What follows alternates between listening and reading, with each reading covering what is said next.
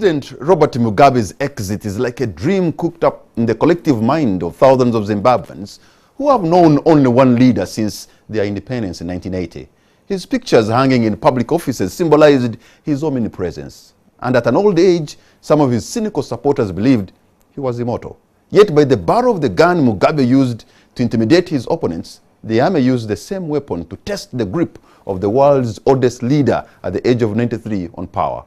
What are the lessons for political historians to chronicle, and what are the ramifications for revolutionary leaders in the region who are seen as understudies of the Mugabe political experiment? On the spotlight is a panel of three, including former Deputy Chief of Staff Major General Beno Nibiraro, former Director General of External Security Organization David Pulkol, and former Press Secretary to the President and currently Corporate Affairs Director Nal Breweries on Apito Ekomolite.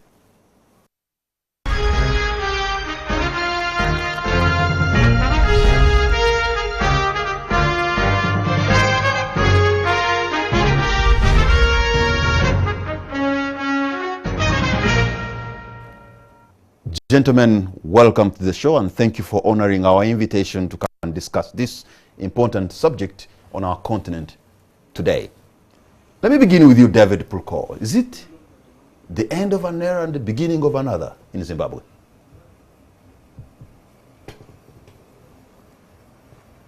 I think talk about the dynasty politics of family rule. I think to me, these comrades that went to the bush, that's why I say these bushmen who have created a bush state and made their country suffer from bushism, some ism, and now that ism, unfortunately, comes with the nepotistic tendencies and dictatorial, so that revolutionary fire they came in, they have to use the same fire to sustain themselves in power. But come back to this and say, I think to me, Mugabe was already overthrown by his wife. And you know our wives, some wives push husbands. And when you mix, you're driving on the left, you're driving on the right, you can easily create most wives. So some of these, so the wife had actually overthrown the old man. And the army is now overthrowing the wife or setting free the husband from the wife. So, you see now, when you mix your family with the nation, and then you run it, so to me, it's about a dynasty. And so for those who are going that route, I think you need to take lessons. Can you at this moment conclusively say it's the end of the Mugabe dynasty now? Because, yes, particularly the creepers around Mugabe, those who don't care stepping on anybody to enjoy the light there. If you come, they are parallel see at home, okay? Who come and displace those old comrades that come or that came, that hold certain ideals or what the revolution was. So when the goal displacement takes place, meaning the goal for which you took over power, and which you set yourselves to do. Now, time comes when there is a goal displacement, where now it is personal aggrandizement, where now it becomes a very valid, the things you are condemning, you start catching up with you. So once that takes place, then opportunistic elements, those parasitic, which the army now calls the criminals around the president, okay? And here we have we have our own here. Okay, I hope we'll get time to get to them. So those ones then who enjoy the basking in the light there, who before the big man, they are the best. But, you know, they are dual personality. Far away from the big man, they are criminals. They commit a lot of crimes there, but the big man has no way of getting to know those crimes. But when they are with him, they are double-faced. They behave like they are really his loyalists. I came across them when I worked with the president. And they would tell him, Mr. Pulkol, please, where have you been? Or when the president asks you this, you tell him this. And I would say, no, I have evidence here. He said, no, you Karimujong, what's wrong with you? No, meaning they have deceived the president. And they want me also to deceive the president. That's where you see presidents are so vulnerable, Chief. When the president asks you, what do you want me now to do?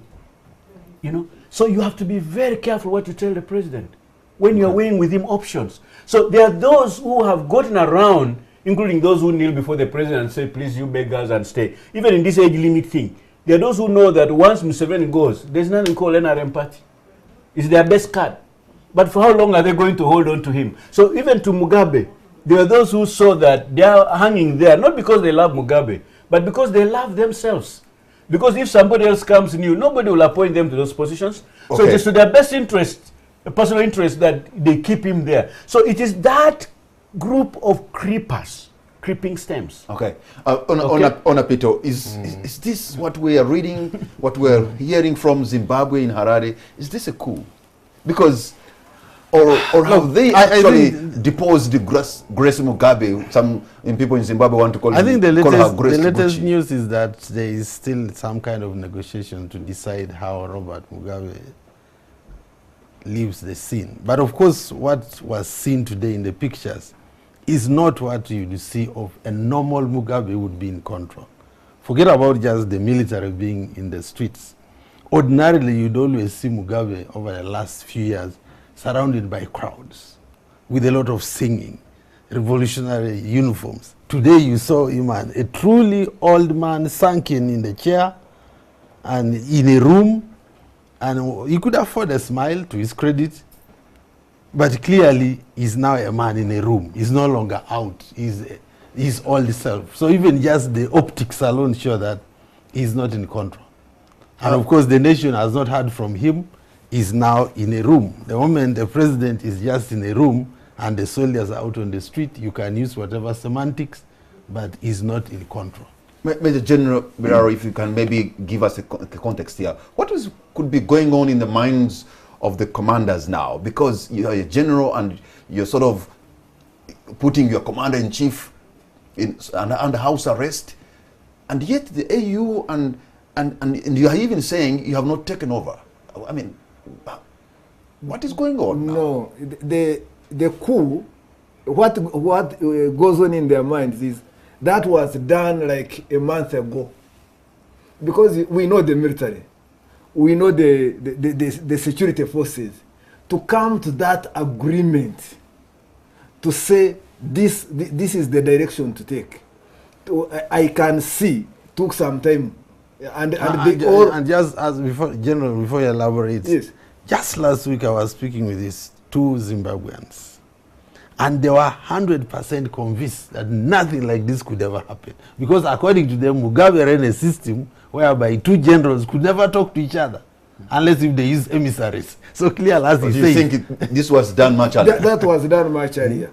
You see, and the example of that was when the general, the army general came and said, we will not like this purge.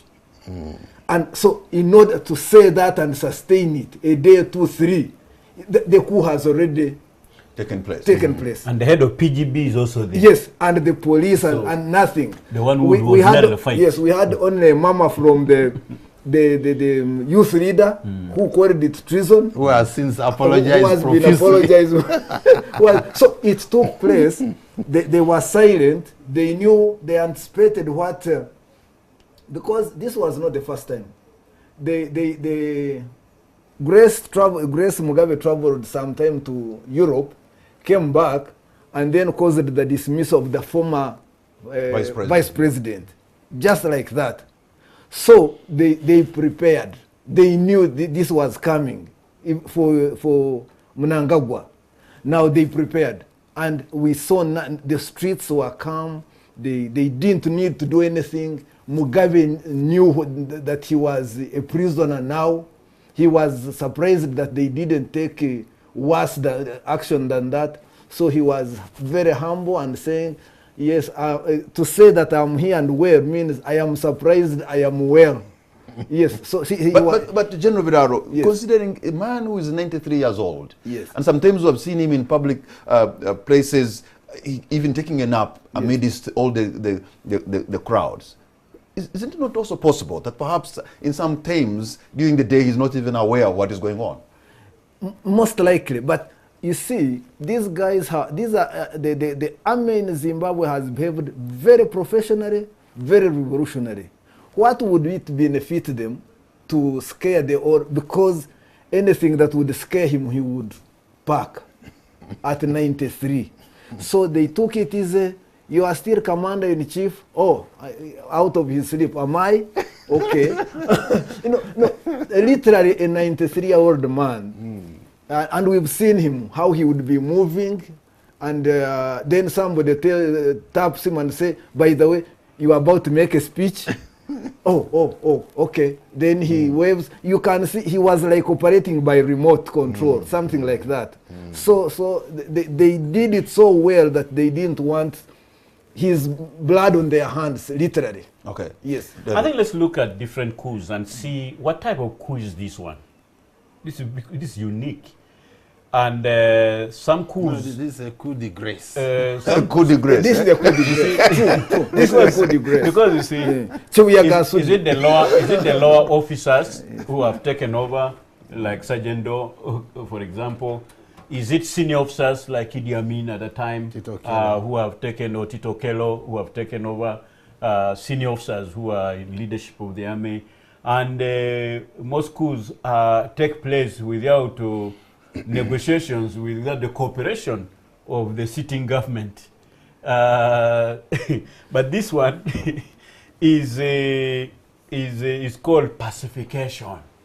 So the military is just stepping in order to pacify something which is causing tension, irritation in the corridors, the purging which is taking place within the senior echelons of the party, and they suspect that it's about to move even to the civil service. It's about to move to other echelons. Even it will catch up with the security services, intelligence services. It will even catch up with the army. So you don't have to wait until this purging with the G40, the opportunistic elements who have allied themselves with the wife, the Women League, the Youth League, and then there are those optimistic ones, and then they are displacing the other vice president. They are displacing this. So this it's like the army is coming to do a pacification, like pacification of northern Uganda, like it was a pacifying, but to pacify a government, to pacify, it's in the name of pacification, but it's unique and it's a creeping one. But what options are here? Am I seeing here? Am I seeing in terms of scenario, the army, this thing is sweet and will sit there properly when they have subdued everybody and they get tempted to sit there, and SADC is watching whether they can tolerate something like that, like ECOWAS cannot tolerate. It's only East Africa, I think, where we don't have. I think our East Africa tolerates nonsense like this, military coups or something. Because now, like, look at the region now. Who can now? So now talking about this. So I'm trying to say that will they be tempted to stay, or are they going to put back Mugabe and say, Papa, you reign on top? But I think I would narrow the room for speculation. Or are they going to get for a government of national unity? These were the options that were available. I think I'm just theorizing. But people are theorizing. I don't to enable the people to appreciate. I don't think what will emerge. This thing happened in a vacuum. When they sacked the vice president, he told the nation he will come back in 2 weeks to lead Zimbabwe. And it's very clear that he's the one who has carried out this coup. He's just aware of the regional dynamics and does not want to force himself in. But I don't think there's a lot of speculation. No. I'm putting on the mind. I'm putting the mind of the military person who does sun models. In most cases, we see the African Union or even regional groupings like SADC. If something happens like this, they would come. They would be so emphatic.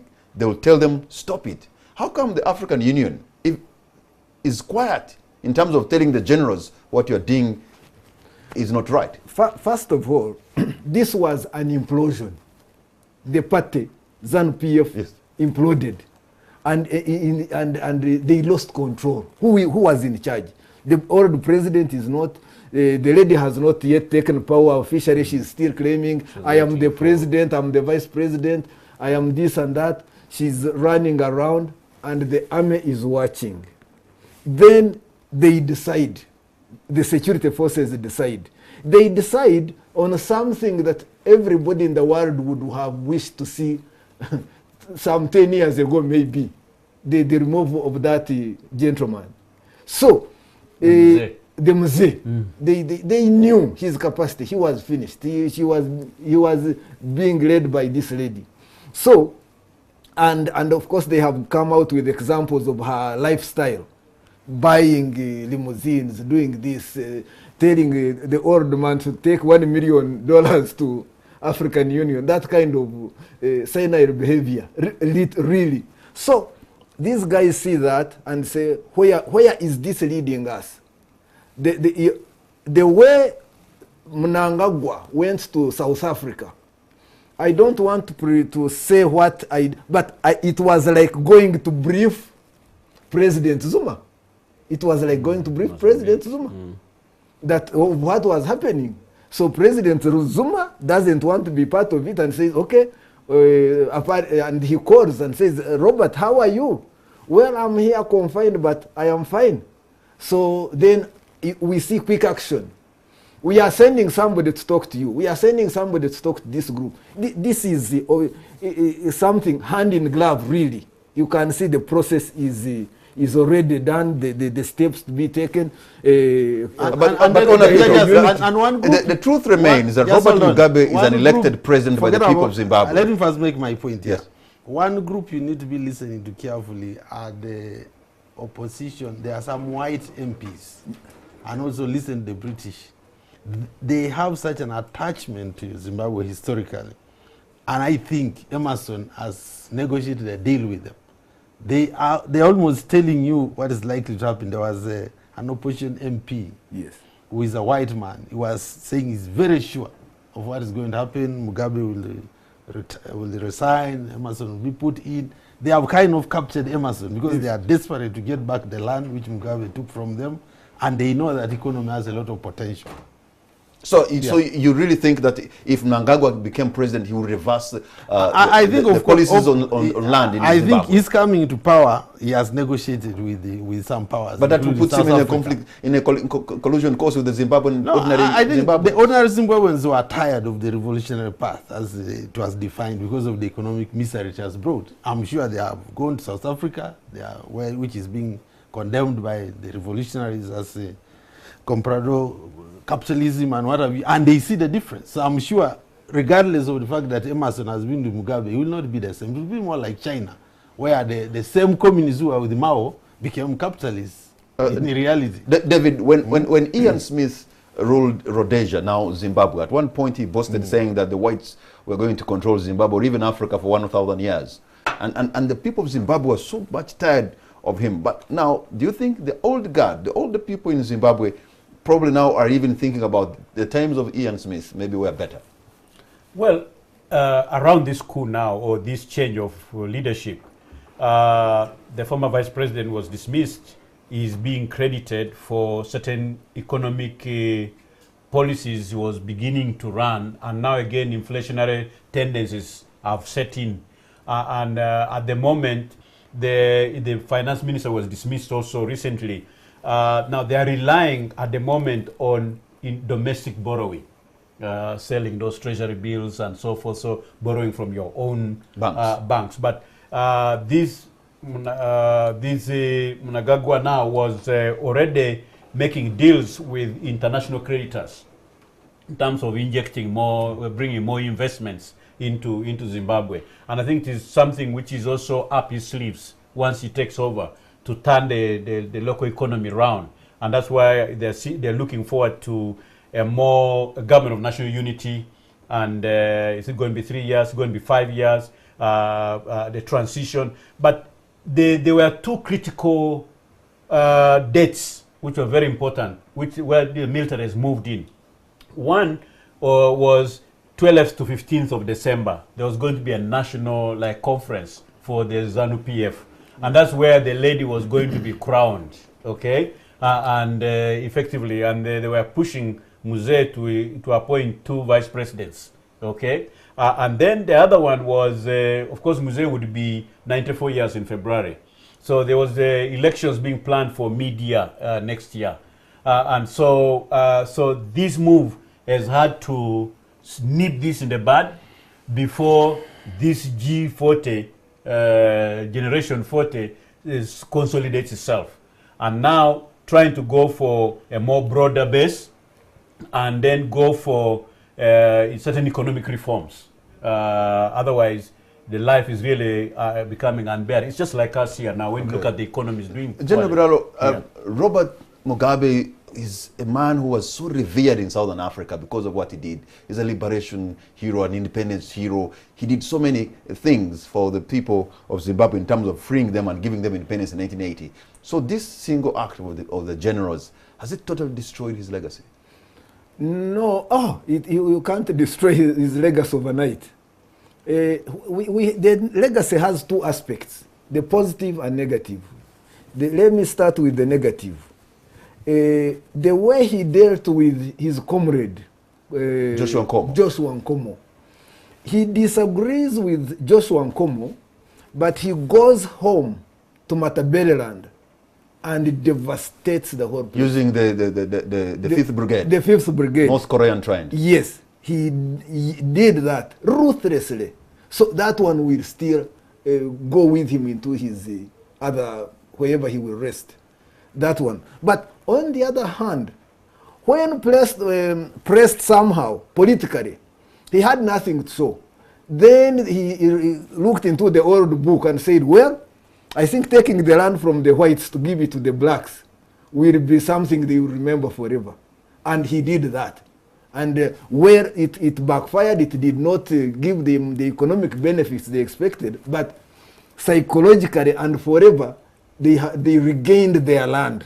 And that's a positive on their part, on the struggle side, which will be permanently there. Nobody will take that away from Robert Mugabe. On Apito, I mean, General is talking about the history of what happened, the fights between maybe his comrade Joshua Nkomo, who is from the Matabeleland, and the killings that happened there. Do you think now probably there could be some kind of reprisals? Those who are from the other side thinking it's our time to take charge. And since there are only maybe two major tribes, the Shona and then Ndebele actually, in Zimbabwe. Southern Africa has done much better than East and West Africa in terms of these ethnic divisions. I think despite the enmity between Mugabe and Nkomo at some point, the ethnic divide is not pronounced.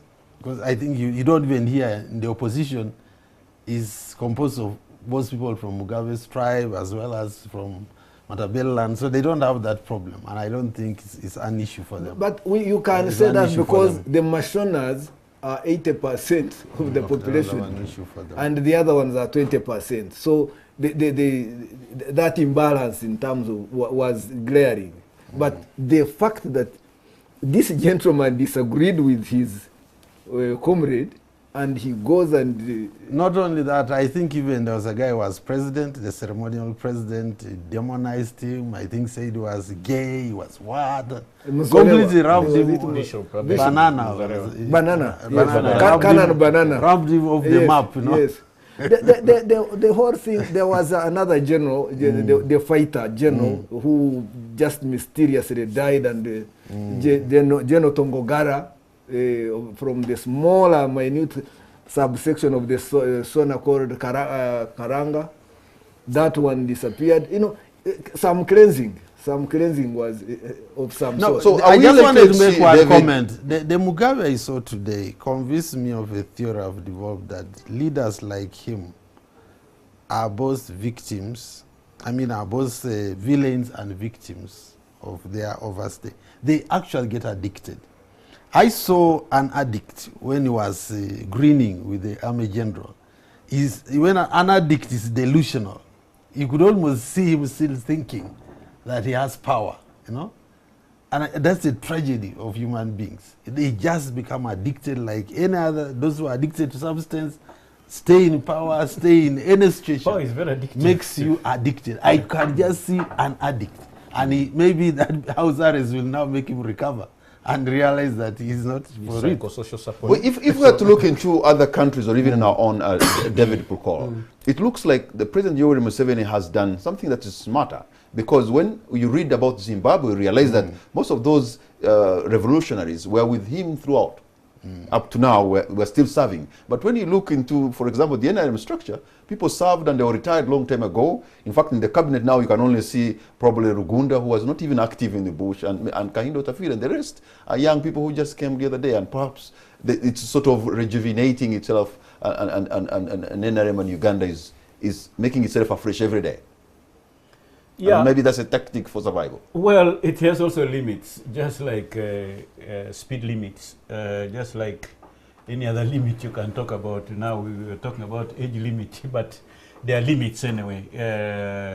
Also, making the sky your limit was also a limit. Is also a limit. Okay.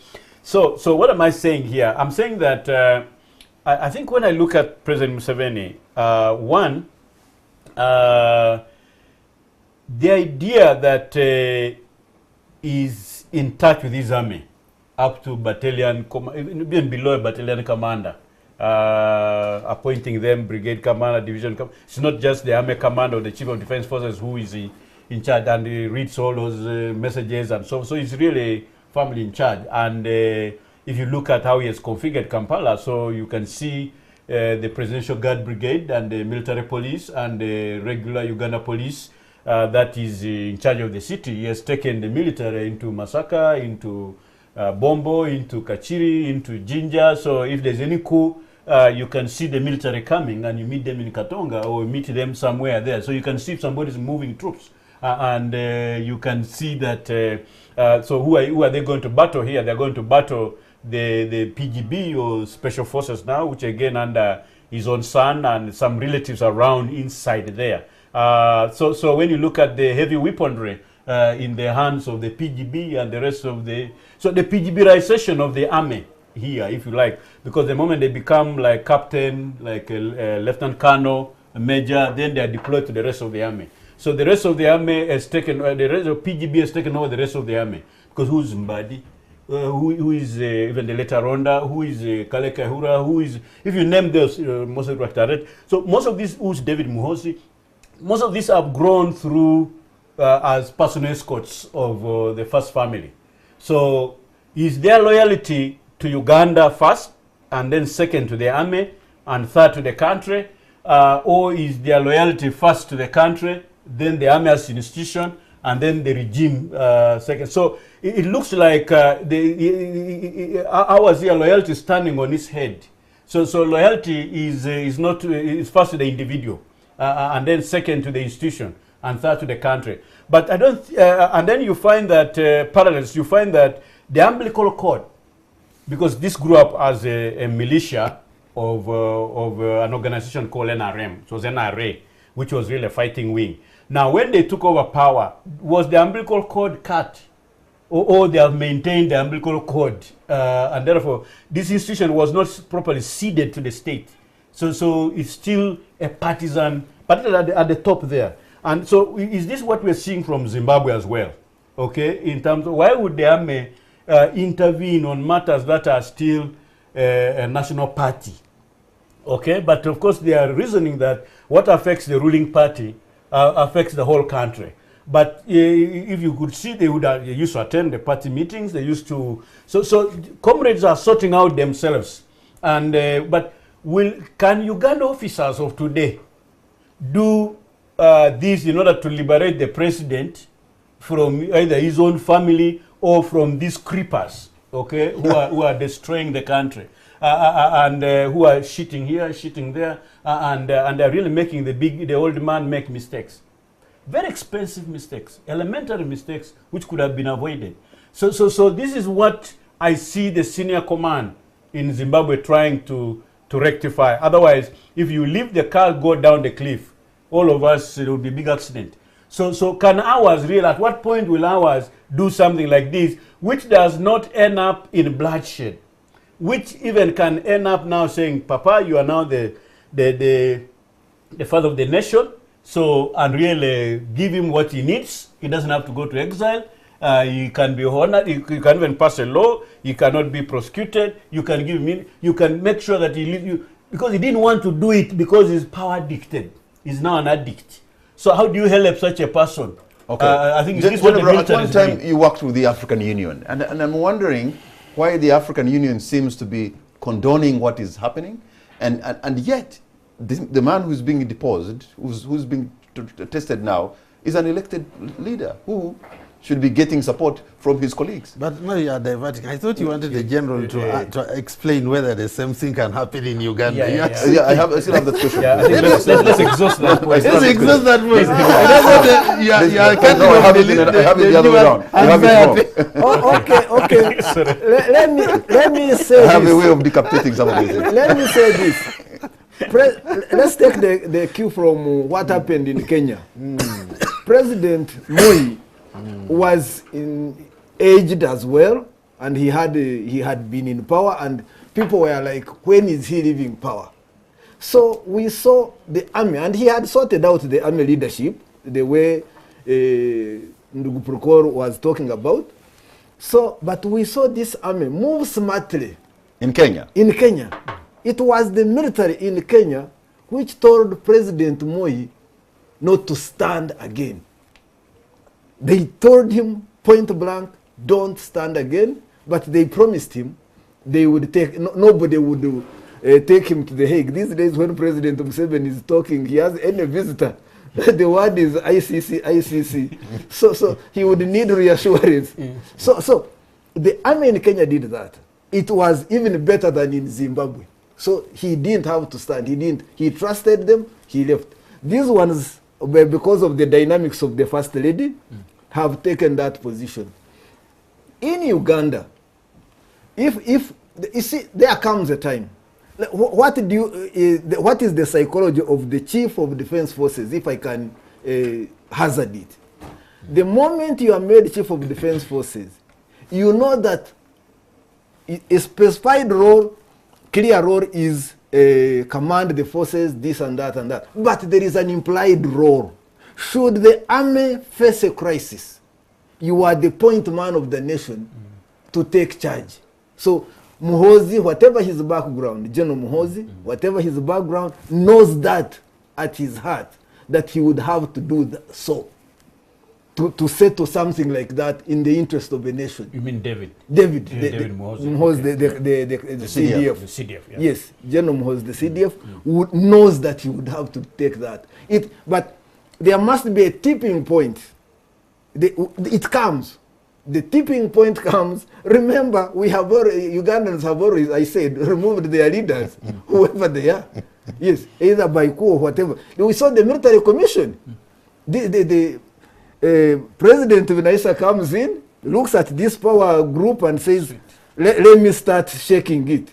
So he moves President, then the Minister of State, Museveni, he started with Museveni to regional cooperation. Museveni goes grudgingly, was saying, these days I don't have anything to do, I'm flying over this place.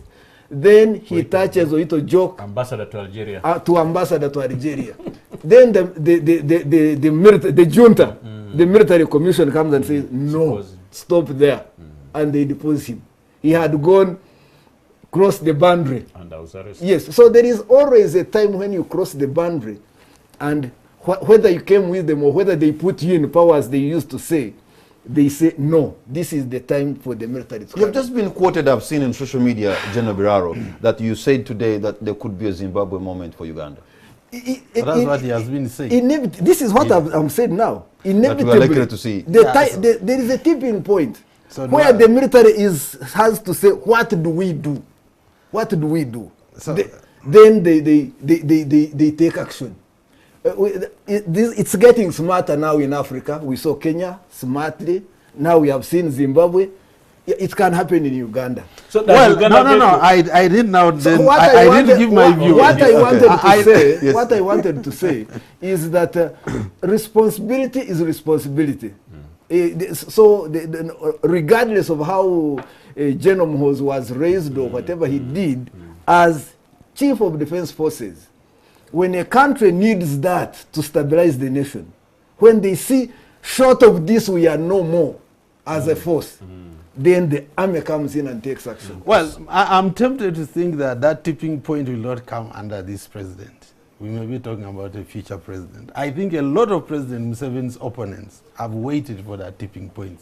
And there have been moments in the last 30 or so years when people thought This is it. that tipping point would happen.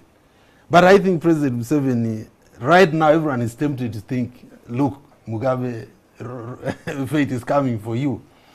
To me, there are parallels. These were both guerrilla movements. And one can think if another guerrilla movement that is supposed to be so cohesive, where the leader is supposed to enjoy cult status, can ultimately go down that path, why not the NRM? Look, there are obvious differences which I think will prolong or even never allow such a thing to happen here. One, age-wise, President Museveni people think is old, but remember, the man who is now expected to succeed Mugabe is actually older than President Museveni. So on age alone, I think he's still young enough not to be taken advantage by a woman or anybody else. Then the other point is that the army in Uganda is not an institution, I'm sorry to say, but is a collection of individuals who really listen to the president at different points depending on how he has appointed them. And then this family weakness, which seems to have caught up with the President Mugabe, the president has dealt with it at different stages. We all know General Saleh's sort of weaknesses at some point and how the president was able to react, to recognize his weakness at some point, but knowing that he's his ultimate confidant, he pushes him aside, puts another person, and so the president still remains alert. In fact, He's in touch with his army I see him 24/7. while the late Gaddafi and maybe even now Mugabe failed for what I would call an imperial presidency, where you kind of get more preoccupied with the palace trappings. The president remains more like a garrison commander. He's always up and about. He's still alert. So at this point, I think the army knows his alertness. He's able to know who is commanding what. He's able to call them. So You can call the junior So the ability and bypass the commander. So the tipping point, if it is to come, is still a long way and may not be under him. Certainly a future leader would be very worried of this army because he would inherit an army which has some I want cohesiveness. to ask now one question. Can you ask him that Yes, question ask me after the question. we have taken Okay. a break? Gentlemen, we're going to take a break now. In fact, I was going to...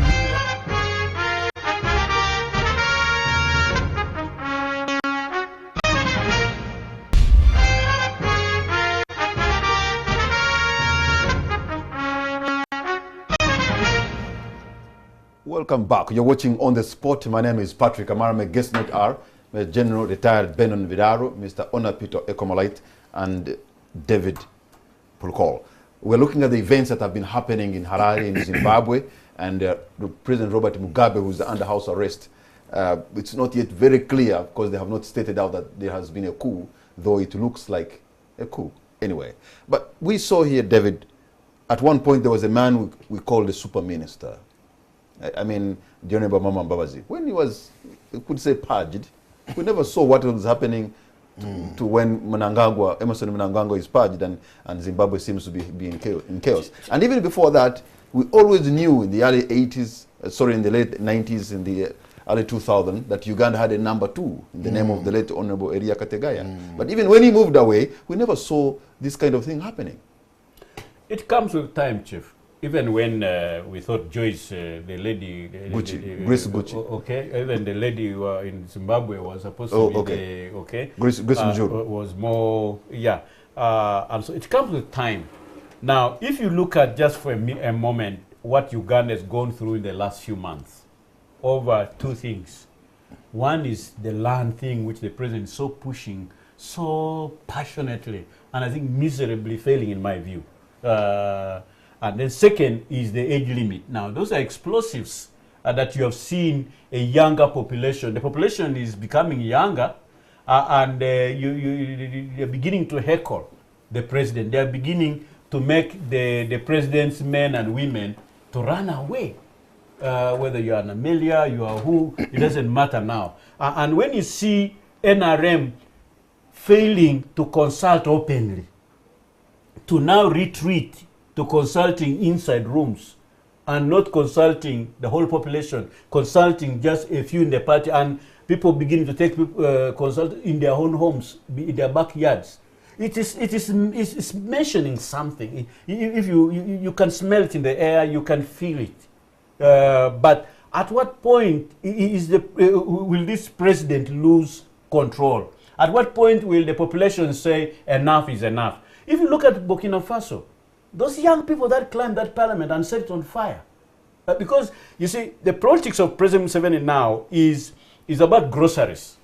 It's politics of retail trade, buying and selling people. For him, leaders are on the shelf. You can buy them, like when he was using disposable fighters. You just arrest some, you run around with them. When UPDF catches up with you, you let them go. The first to escape is a commander to go and disturb another day, go and abduct and bring. So whether it is this from UPC, you bring to NRM 2-3 years, you throw him away, bring this one from DP, run around with him, disposable, okay, leaders, and name your price, okay? So when you look at politics of retail trade, politics of patronage, because what does Museveni have? But for you, money, you cannot, if you say and politics of retail trade, but you see that says so much to the Ugandan politician for lack of value. It's not about President Museveni. Why have they put a price on themselves? Then? Look at this debate between Museveni and Atubo. What did Atubo say? When Museveni said these are prostitutes. So who's prostituting them? You are in the country. You had that. Because if the president is saying these leaders are prostitutes, and who is prostituting them? Who are the agents who get these prostitutes to him? And what happens after you have used them? Who is the pimp? So comrades, I think let's face it. Maybe I'm using strong words, but I'm looking and seeing that, take this. If you don't take, they whip you. So there are two things Kamara, that I thought the we militarism. were talking about the possible reaction of the army. The point is, just the population is going to rise up somehow in Zimbabwe, and going to rebel. in Zimbabwe, then the army will decide, please, in the whether to Zimbabwe, intervene on the side of the people or on the side of those who are making the president make those mistakes. in Zimbabwe, like in there Zimbabwe. were actually a lot of popular uprisings. It was obvious that the population was tired of Mugabe, but the army was not yet tired of him. So we are saying, would the Uganda army get tired?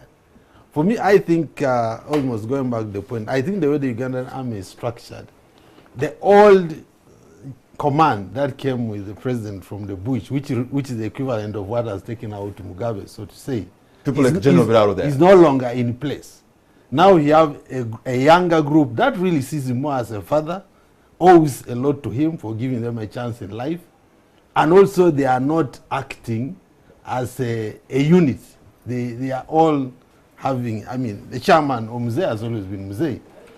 And then I think the risk for the president or for anybody in issues in the future would be, how do you retain that loyalty, which perhaps does not have a common cause? And it's both. And I don't know whether it's both. Of course, as by dispositions. the consumerism which has caught up with the population cannot be excluded from the army. People's desires increase, and can you give them enough pay? The civil service striking, are there undercurrents in the armed forces also which would tend towards like a strike but cannot strike?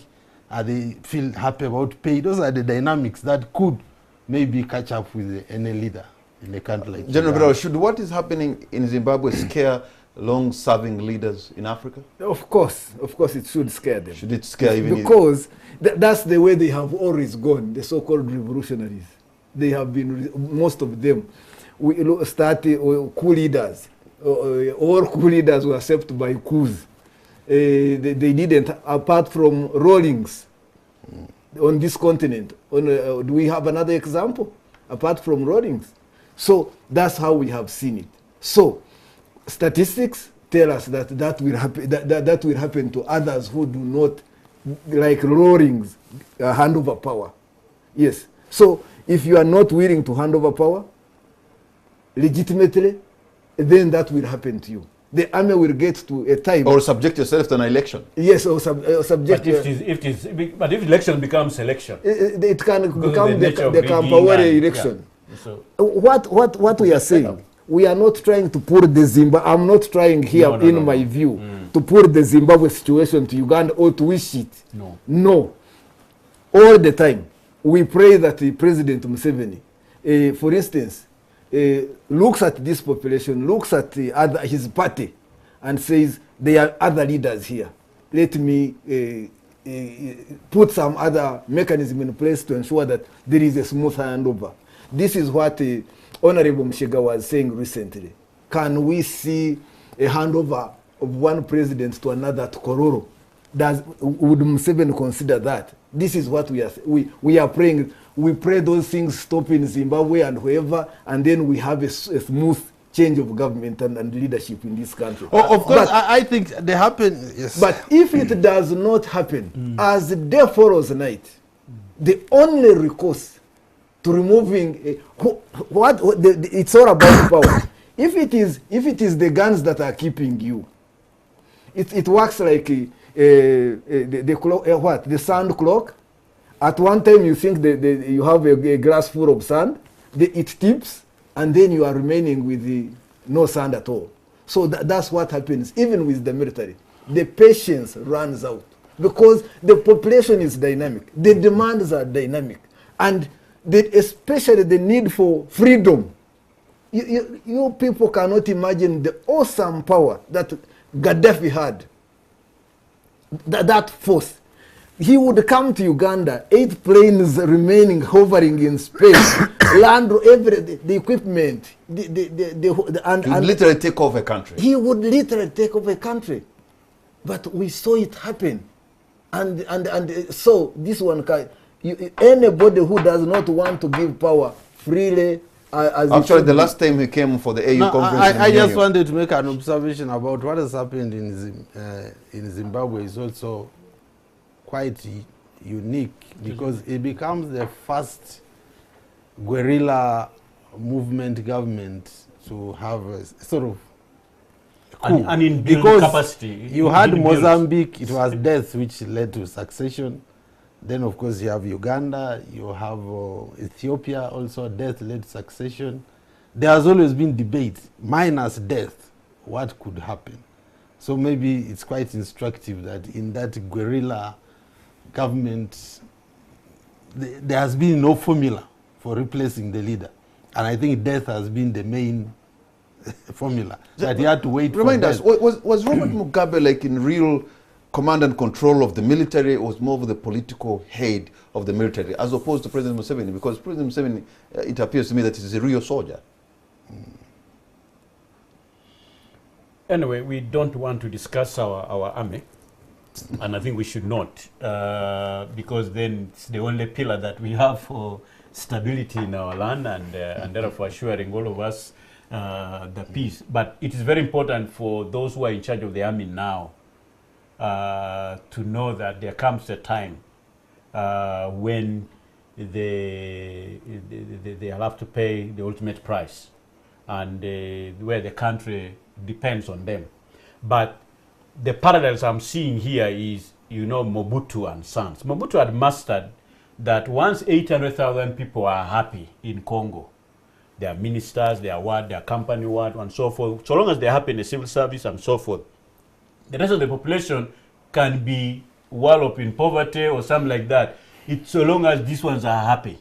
So there were those who are powerful and very comfortable, those who are powerless and very comfortable. There was an alliance of the so-called powerful, the rich, the super rich, the few, with those who are powerless but very comfortable. So comfort is the one linking them up. That group, like Bokosa and Sons, Gaddafi and Sons, Mubarak and Sons. You can say Mugabe, and I don't know whether he had sons and wife.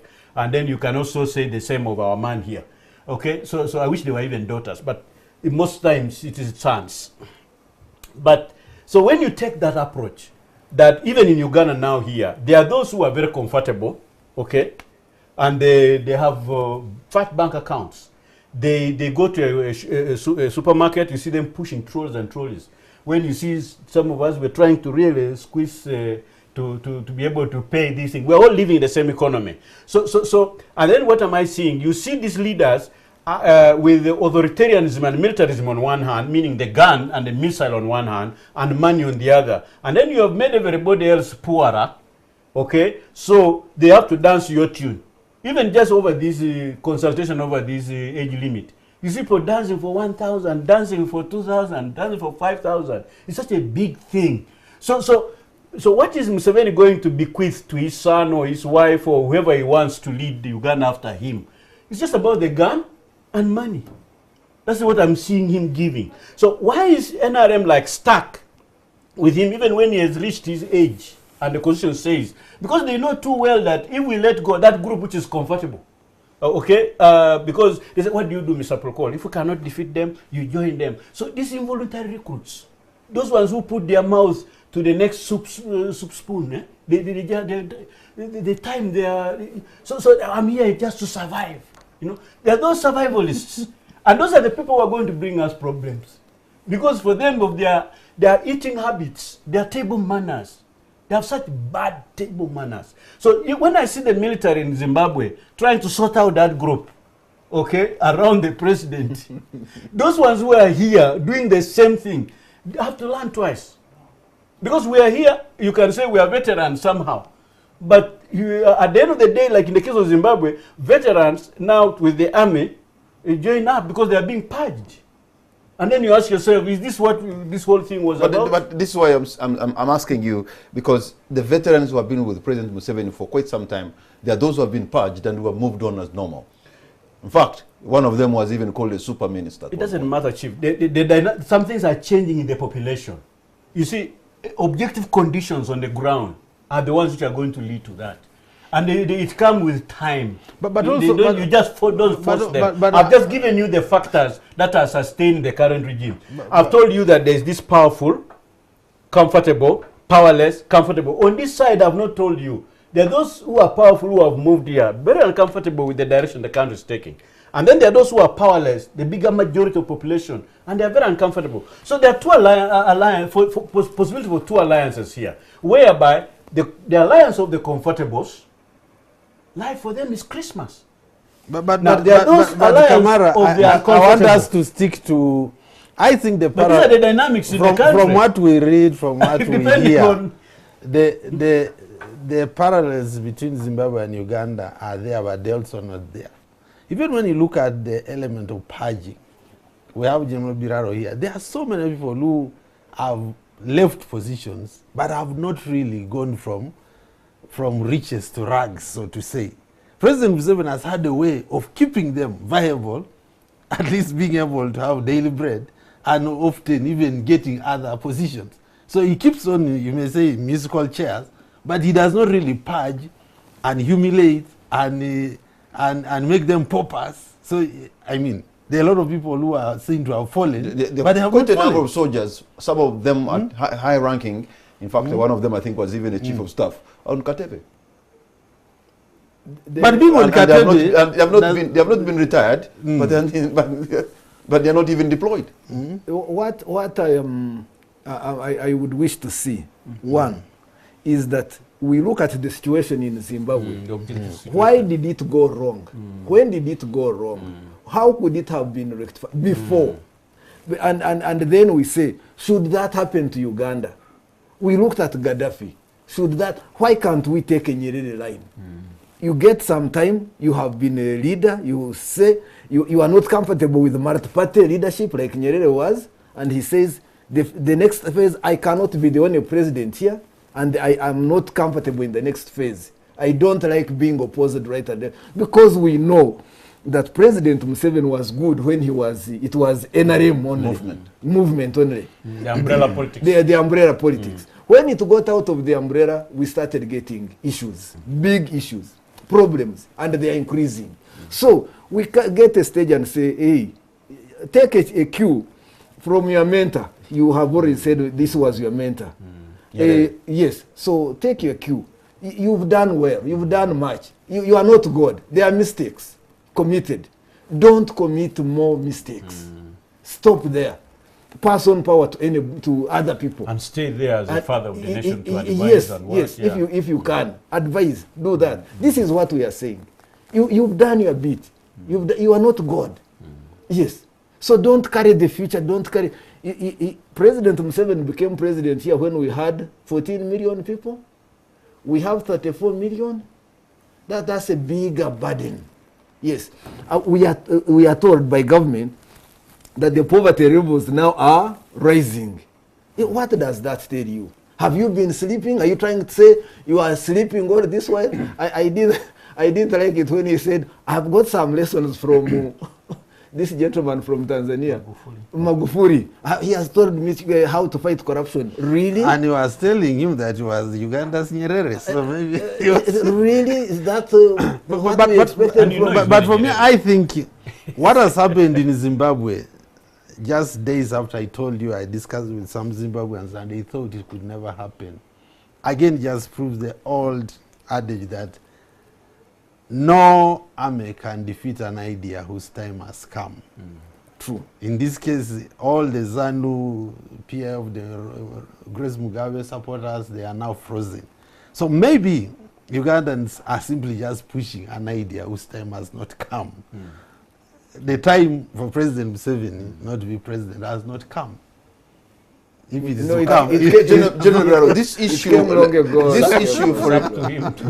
the issue where we see people go into an election, the president gets maybe 60 or 70 or 80%, like the case of the Arab Revolution, and then at the end of the day, people come into the streets and then they oppose you. Is democracy at one time delusional? You see, those now you are talking about the tipping points. They are tipping. Already, this population is uncomfortable. There is nothing that has divided this nation like the attempt of land and to remove the. I for one don't mind, and I would let the land bill pass, and I have said it. I look at issues that are national in nature. Government projects are what we own as Ugandans, all of us, with land, without land, born, unborn. That's what we do. So there is shabby work there, mistrust, etc. But that one points in national direction. It is for Ugandans. But when we come to a president who has had 7 terms in office, saying he wants more, and then that's a personal interest, not a national interest. And then we see the party not asking, Mr. President, why would you want to go ahead? Are we short of other people? Number one. 2, others retire. You have been here since you are 42 years old. You are now getting 75 and you are saying you are getting better? Something like the party to sit and say, why? Because this is a national resistance movement. He met SEC. He met He met NEC. He met the army organs, and what we are told, with all the adults in those organs, none of them spoke out and told him that. That's stop. exactly So where I speak with one thing. Recently, somebody faulted me on television and said, you have always told the truth, but you did the Nagur thing, where I said there was a real point, because that's where Chiza Besigye was. That's the only thing they have said. I have not, but I have been here for some time. I have seen these things. I have talked to movement people. I have not met one of them one-on-one, MPs who has said, I believe in this. This is my heart. He says, they all say, what can we do? Honestly. This is. And I'm asking myself. Yes, and then I say, but you can't talk. They said, Mbabazi talked. Where is he now? So you find this is what beats me. None of them. I'm just afraid. I wish President Museveni was listening to this from me. Where is the spine of the Ugandan politician? Yes, in every, you meet them, be it minister, whatever, they say, we have heard you, thank you. They thank me for talking, and they say, then I say, but I saw you. Then recently on a burial in Nyabushozi, I saw some people on that burial whom I had seen in consultations with Mwesige, the MP, Honorable Mwesige. So I said, I saw you on television. You were saying, and then the guy said to me, we have children whom we gave to that gentleman in the military police or some other place.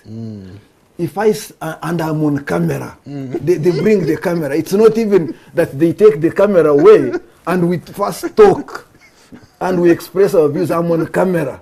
If I talk, what will happen to my son? If I talk, what will happen to my relative? So they are scared. That's the population. So okay, let me ask. How come some of us are not scared? So if we go, for example, in 2021 for an election, How come are we are we not scared? likely to Because see we've dealt with this what man. the Americans call the Bradley effect in California? That people have something in their heart, and then outwardly they are telling you something else. If they went to vote, it can turn the other way around. Is that can that It be a would. You see, President Museveni, when he was convincing me in 1987 to join the government, when I was just 26, told me, when I told him I like telling the truth, and understanding politics, you have to call a spade a big spoon. He told me, who do you think wants people who tell lies? Don't you think that was the problem with Amin, with Obote? They surrounded themselves with the people who were telling them lies, and the population would not have access to the president. The president would not know what is happening in the rest of the population. So those are the people who brought them down. That's how he convinced me. And then I asked him, if I fall in trouble for telling the truth, will you protect me? This is you asking Me asking President Museveni. Fortunately, I had a bishop say, you now agree here in front of this man of God with the purple, with the eagle ring, and you know how bishops dress, Church of Uganda.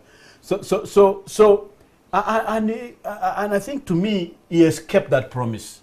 I have said many things, Chief. Even here now, I'm saying it. But my experience with him is that I tell him straight as it is. We used to sit and optimize options. You really see him trying to come with a hybrid. So where did this culture of working with President Museveni stop? Have we abandoned him to the Anites, to the Abiriga type? Have we left him to the Balyekus, to the Chibules? People who, when he says jump, how high, sir? You sit down, how low, sir? Are there no people who can sit with him the way we used to sit with him? And really, even now, how we used to sit with him. But and he was a person who would explore options. For me, has it changed? I have maintained Has it really that changed? I think We can't tell him the Ugandans are still, forget about the population, even from the military, are still in a certain level of comfort zone with the President Museveni.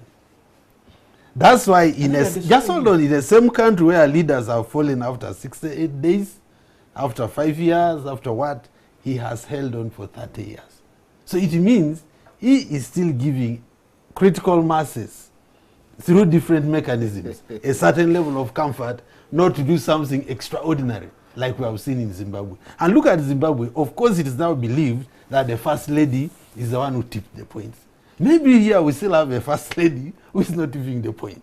The President is not able to push his family in the faces of the people. Those are the things. Let's remember you remember when the late General Ronda, Minister Kiyonga, and President Museveni threatened, told the nation that there were young officers who wanted to carry out a coup. Why? Because Parliament for the first time was talking about his retirement. The two issues, oil, retirement, this and that. Then we saw President Museveni coming and saying, the army is contemplating overthrowing you. Not him. Overthrow, yes. Now, this is the head of state. You are saying you have had. Intelligence is in your hands, everything. What have you done? That threat was not intended for him. It was to the members of parliament. Kiyonga talked it. Yes. The later Ronda talked it. It wasn't taken to court. Then the court dismissed it that was in the wrong place. You go and sue him where. Yes. And then the president talked it to MPs in Chankwanzi. That if you go this way, the army can easily get tempted. We saw it. We saw he was threatening his own parliament. He was threatening the NRM. Checking it out. Say yes.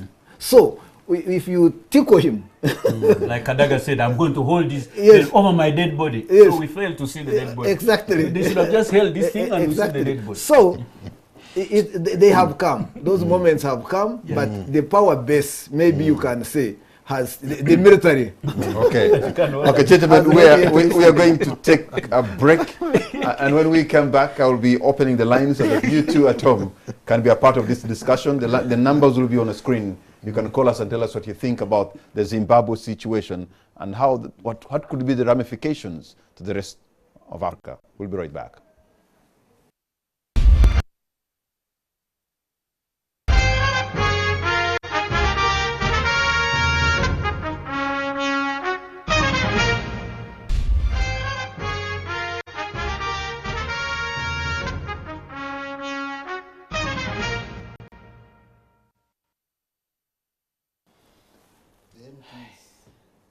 Welcome back. You're watching On the Spot. My name is Patrick Amara and my guests tonight are Major General Bernard Bidaro, Mr. Hona Peter Komolite, and Mr. David Pulkol. We're discussing the events in Zimbabwe and what could be the ramifications to the rest of Africa, and especially the revolutionary leaders. What do they learn from Mugabe's political experiment? Are they now likely, for those who, perhaps Cameroon, Paul Biya, well, for him is not as that type, but the others, there's Burundi, there's Paul Kagame, and the others, are they taking lessons now? The power is intoxicating. Benaissa has left that record. President Benaissa said, my friend, power is very intoxicating. We don't know. Do you remember what President Museveni would say at the beginning? How he addressed the African Union, told them that they kept a blind eye, told about the dictators that didn't want to leave State House. What has happened? You see, maybe somebody said you are talking like that because you have not been there. I don't know. And Africans especially. We talk about the... Working with the president and being president is another thing. I hear you. And that's why, as a witness, yes, that's why we are saying what we are saying, because we have seen that actually... Even you as external security boss, you tested the sweetness of power. power. You tell the president that this thing is going to happen in 3 days, in 2 weeks, in 3 weeks, and so forth. You definitely see it coming. And you have an opportunity to strategize with him. And he can even ask you, what do you want me to do? You know, and then you have to sit together and you optimize your options and look at different implications. And then you say, no, hold on. I think let's come back to it. The question is, let me tell you what has happened. If he had not, if I don't know whether he chose to leave, he had not removed you. Is there a limit to how much one human desire without being... So, forced out? You're asking me what could have happened. And I'm telling you, there's been a goal displacement. The objectives for which comrades stood for have been replaced by parochial and selfish David, interests. you are not and answering my question. These other people. I'm saying it is not only him, many Ugandans, without being removed from positions, would not mind staying for as long as, I don't know. That's the weakness we have. Now listen, Chief. For some, yes. but we are talking about I'm not seeing many resignations. I'm not seeing many retirements. People stick across the board in civil service, in what people stick to positions. Listen, Chief. Now, the point I'm making here is that those people who are enjoying their comfort, who are responsible, who are telling the big man, you are our best, when actually they are destroying him. And then the big man is also thinking that these people are his best. And yet in the population, they are criminals. And when they come even in public function, you don't even hear a squeak, not even a hand clap. So they're just an excess baggage around the big man. But they think, they praise him because to keep in those jobs, he has to be there. Because if he leaves, nobody will bring them there. And I think that's where the human weakness comes in. If you look at the Uganda's history, at every twist and turn, then when Uganda is always about to make a democratic transition, a peaceful transition, what sets in? These other goals come in, okay, which I've just told you now. And then you miss that opportunity, now ruptures. Then Uganda is always followed with progress, and then again, failure comes in. Then progress again, then again it collapses. Progress again, it collapses. So that's what the only thing now which was remaining to enable Uganda make that transition peacefully And it's only Museveni now who can make it. He can also break it. After all, he will not be the first to make Uganda miss an opportunity. Obote missed that opportunity, and then Amin came promising, giving 18 reasons, promising to hand over power to bring democracy was one of the objectives. Just like Museveni came also saying democracy, point number 1, point number up to 10 points. So people have always missed this opportunity. Now, like now, he's going to make changes on this age limit. There are people, Uganda now who say, I think let him change. Because now, those who originally, when some of us were talking, they thought you are disgruntled. They think because you are no longer a minister. But now many people are seeing that there's a problem. And yet the president does not see the problem. You know, and how come the rest of the people can see? Now, the answer is what Ona gave, that power is addictive. So we're dealing with a power addict here. And not only him, there are many others ahead of him, before him. So this thing called power, I'm also and saying, power is kept in a cold place. Power is kept out of reach of children. Maybe the question is, how do we get out of it? How do we get out of that? How do we get out of it? How do we get out of that? Rehabilitate. What can make leaders listen without? I know addiction is addiction. How Mugabe will sober up now when the military says but He's in the rehab it's now. too late. It's too late. He's off. I'm going to No, open the at least for line. him. It's But off. for him, at least now you saw him He has in to the sober camera. up because he has, will sober up now, he has no finally. drink now. He has no access to drink. So No, but this man was not drinking, was not smoking. He's always So been do you need sober. the no, I'm Shot. saying the drink of power. I'm not. Okay, he's now under rehab. That is his rehab. Electric shock. What do they think when they see a Cameroon? He won elections. He comes with this idea, Britain must work with the EU. EU. He loses. The people say no. Then he says, well, I'm out. What Ibrahim came. Yes. That 5 million. For the last 4 years, 3 years, he has failed to get an African president who retires voluntarily. Nobody's taking their word. Because what they're able to snatch from the state is bigger than 5 million. But Richard, I'm sorry. But So you need for me, something I else. think it also underscores this statement that the people get the leaders they deserve. I know that's a very painful statement to make, that it's blaming the victims. But our leaders are made by the people. There is no way. Look at They are both Mugabe. agents Mugabe's power was the military, and those people were cheering him. Now when he's in a room, he has no power. So it's also unfair to blame these leaders and not blame society. The people get the leaders they I deserve. just want you to comment on what General Biraro said, that when he's talking to some of his former colleagues, some of them are ministers and members of parliament, privately they're telling, this is what they say. When they go on camera, they're saying something else. Why is it that our leaders do not have a spine to say it in private and in public like it is? Well, I think one of the weaknesses in our situation is social security for life after work.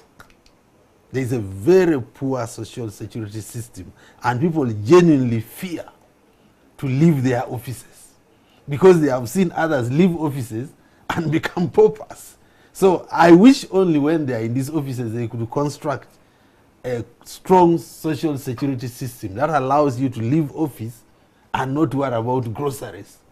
So there are many people who are genuinely beholden to the groceries that come with office, because life out there is tough, and you don't want to join that. I think you're put it with a lot of clarity. In my view, Yeah, let me open the lines. And that's where the goals again get displaced. And those groceries become the goal now. So you can reach us. The numbers are on the screen, and tell us what you think. Ask my guests whatever question that you have on the issues affecting the people now, and what the Zimbabweans are going through, and what could be the impact on the army's action in Zimbabwe when they confine the commander-in-chief in one place. Is it a coup or is it not a coup? What should the African Union be doing, or even the Southern African Development Community, SADC? I'm taking the very first caller online. Hello. Yeah, this is Nyakojo Ismail calling from Masindi. Okay, Masindi, what's your name once again? I'm called Ismail Nyakojo calling from Masindi. Ismail Nyakojo from Masindi. Yes, go right ahead, sir. I'm one of the former NRA Kadogos. Former NRA Kadogo. Yeah. Okay, go right ahead. I'm called Ismail Nyakojo. Yes, go ahead, sir. A former NRA Kadogo. Now, I'm wondering with the Honorable Purukor. Honorable Purukor has never been positive with whatever has been happening in this government. And I'm wondering why, sincerely speaking. Like why? The man has never mentioned something really positive for this government. He's ever insinuating that, for example, the situation which is happening in Zimbabwe should as well happen in Uganda here. And I'm wondering why. Now, going back to Afande Major General, I still remember we were together with you on the front line. You know where we have come from, you know where we are, and you know where we are going, sincerely speaking. Why should we wish really the situation in Zimbabwe to happen in Uganda here? No, and you know, for us, for my NRA Kadogos, we are watching closely. Sincerely speaking. Okay, I don't. General Biraro was very clear. He's not wishing that to happen to Uganda at all, but he's just trying to state what is here. He's trying to give us a picture of what he is able to see and hear in our country. And let me ask also my producer to turn up the audio in the studio so that my guests can hear properly the callers a little bit more, if you can add it up. Let me take just one more caller. That was a caller from Masindi. He said he's a Kadogo, a former child soldier in another one. Yes, I have a call online. Hello. Hello. All right, as we get that, somebody is saying you are not stating anything positive for Uganda. I think he says that he's surprised that I seem to be positive now. I've always been very negative. No. So, okay, let me take I'm always negative. Let me just take another caller. Hello. Shocked. Yes, hello, my name is Francis. Francis, where are you calling from, sir? I'm calling from Kasese. You're on air, Francis. Yes, thank you. You're welcome. In fact, the real issue is about learning a lesson from... Hello? Yes. The real issue is about learning lessons from Zimbabwe. The real issue is about learning a lesson from Zimbabwe. I want to thank Mr. Prukol. Yes, I want to thank Mr. Prukol for his actually very good discussion about the issue. My brother, you are listening to your own echo. Can you just make your statement? Do not mind about the echo you're hearing in your ear, sir. It is like if we want to stabilize in Uganda, we need to be very thorough and we learn about Zimbabwe. Okay, all right. Thank you very much. You made your point. I have another caller online. We've had one from Masindi and one from Kasese, so let me try to get another caller, and then we'll respond at once. Hello. Hello. Good evening, sir. What's your name and where are you calling from? Good evening. My name is Kenneth. I'm calling from Bunga. Kenneth and Bunga, you're on air, sir. Yes. Thank you so much for the opportunity. You're welcome. In 1994, I was still in secondary school. Turkol was the head of External Security Organization. I was the Deputy Minister for Education, sorry. Staying in Bunga. And the security he had and the pomp, I don't see why he thinks that power cannot go to your head. Anybody would. It's human nature. General Biraro I've met a number of times. He's among the few generals, maybe with Koreta, that is sober and objective. Thank you. Issue. Oh, I raised the finger. I should. Mine is the index. Those are things that you can easily iron out. Yes. Okay. Thank you very much, our caller from Bunga. I'll just take maybe the last call online, and then we wrap it up. I have a call online. Hello. Hello. Okay. Hello. Yes, sir. What's your name and where are you calling from? I'm Elijah. I'm calling from Entebbe. Elijah from Entebbe, you're on air, sir. Thank you for that perspective. You're welcome. But I think what is happening in Zimbabwe, I'm Elijah. I'm calling from Entebbe. Yeah, the perspective, and I think what is happening in Zimbabwe can happen anywhere else in Africa. But like the gentleman in studio are saying, it's just a matter of time. And I think our general here is handling the things a little bit better. But we are just waiting for that boiling point. But I love the way the army has handled it in Zimbabwe. And I think Mugabe might stay in the country if the negotiations go on very well. We are listening and we are watching. Thank you very much. Thank you very much, Elijah in Entebbe. Yes. Okay, our time is almost out, gentlemen. Let me begin with you, David, making your concluding remark as you also take care of some of those. Listeners and viewers, I think my point here is that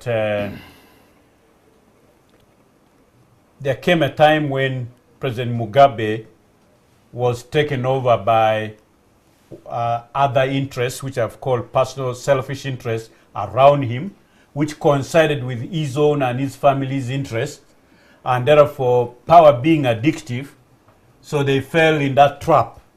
And now, up to what point do you go on that ladder? It happened with Obote 1, it happened with Amin, it happened with Obote 2 again, it is now happening to Museveni. I cannot say it's not happening. So it is happening already. Otherwise, how do you explain what's happening now?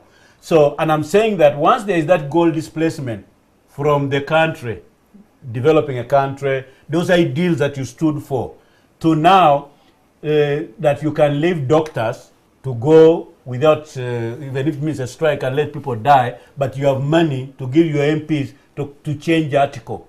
You have money to take your own personal escorts inside parliament with a gun even and bash MPs like this. The whole world can go to hell.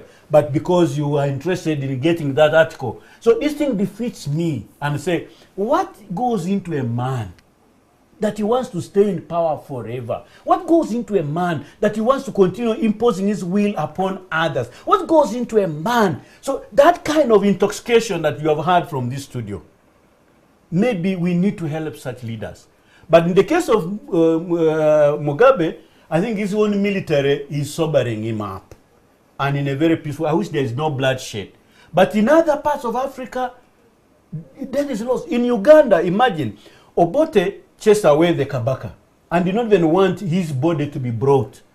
And then Idi Amin brought the body of the Kabaka. Now, then Obote is chased out. Museveni comes in. Museveni brings the body of Obote, who did not want the Kabaka's body to be brought. Now, the one who brought the Kabaka's body, Idi Amin, Museveni refuses to bring the body of Idi Amin. Look at that irony. Is that what Museveni wants to happen to him? I've just given to you. What comes into these leaders that they are not able to see? I think Kategoya says it, that it is not history which repeats itself. It is stupid people who repeat history, who fail to learn from history. Now, history is a good teacher. I want to believe so. But history can only be a good teacher to those who are prepared to take lessons from that. Thank you very much, David. Ona, your parting shot. Look, of course, the Mugabe situation again proved the futility of human desire. And I mean, history is so predictable. Either a leader will die in office, will be thrown out of office if he doesn't leave voluntarily. But I think there's also a challenge. Why do people in Zimbabwe perhaps feel a sense of relief? I don't think it's about the single person of Robert Mugabe finally not being the president. It's about the inefficiencies of the system. I'm not a big fan necessarily of those who think that you cannot have a leader for long and also a happy situation. A leader could actually become like a father, whereby your father is living for so long and you're also happy. Okay. So I think what Uganda needs to deal with now that it looks like it's inevitable that President Museveni will stay beyond 2021 is how do we strike a balance between having a father who is living for so long and also a home that is happy. Okay. Because you could actually get the father away and the home still remains unhappy. So we need to deal with what is the cause of unhappiness under President Museveni. I don't think it's the person of Yoweri Museveni being there. It is the things that are going on. So what can be done in this window of age limit debate to tell him what are the weaknesses, even as it looks like you are going to continue? Can we end them such that we have an old father in the home and also happiness in the home? There is no contradiction. Mine is just a reminder. We read the Bible. There is King David. King David, the greatest Jewish king. But we know he used to make mistakes, deadly mistakes, horrible mistakes. But he had one thing. When all this was brought to him, what he had said, what he had done, King David would repent and say, oh, I'm sorry. I wish President Museveni would get all these steps in front of him. We know he's not an angel, as we said. He's a human being. He has made mistakes. So we wish he could see them and say, oh my God, I think this is the time. Ugandans, this was our goal. I diverted a bit, and now let us have the ship back to course. Let's stabilize this country and do what is needful. That one would again make him the greatest president this country has had. This is all my prayer. General Biraro, thank you very much. Mr. Napito Komolai, thank you very much. And thank you very much, David Pulkola, and all of you who have been a part of this. Good night, and God bless Uganda.